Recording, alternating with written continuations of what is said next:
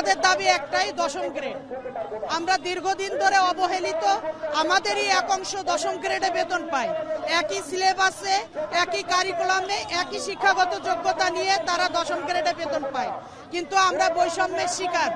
আমরা দীর্ঘদিন ধরে দাবি জানায় আসতেছি, বিগত 19 সাল থেকে দাবি জানায় আসতেছি। আমাদের শুধু আশ্বস্ত করা হচ্ছে আপনাদের দাবি দাবা মানা হবে, কিন্তু মানা হচ্ছে না। এটা যেহেতু পুলিশ আমাদেরই ভাই, তারা আইন শৃঙ্খলার কাজে নিয়োজিত, আমরা শিক্ষক, আমরা দেশের বা রাষ্ট্রের ক্ষতি হোক এমন কোনো কাজ করব না, আইনও ভঙ্গ করব না। আইন শৃঙ্খলা বাহিনীকে সহযোগিতা করে, তাদের সহযোগিতা নিয়ে আমাদের একটা প্রতিনিধি দল ভিতরে গেছে। আমরা দেখি তারা কি নিয়ে, মানে কি বার্তা নিয়ে আসে আমাদের। আমাদের দাবি না মানা পর্যন্ত ঘরে ফিরে যাব না। কর্তৃপক্ষ আমাদেরকে এটা নিশ্চিত করুন যে আপনারা আমাদেরকে দশম গ্রেড দিবেন।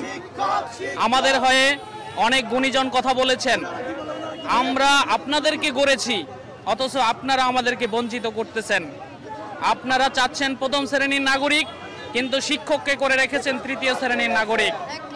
এই বাংলায় এ ধরনের বৈষম্য আর চলতে দেয়া হবে না। শিক্ষকদের তৃতীয় শ্রেণীর কর্মচারী করে আমাদেরকে ন্যায্য অধিকার থেকে বঞ্চিত করতেছে। আমরা সাধারণভাবে যে জীবনযাপন করার জন্য স্বাভাবিক জীবনযাপন, সেটাও করা সম্ভব না। আপনি জেনে রাখেন যে শিক্ষক 3,65,000 শিক্ষক, এই শিক্ষকদের মধ্যে সবাই ঋণে জড়িত, কোনো শিক্ষক ঋণ ছাড়া নেই।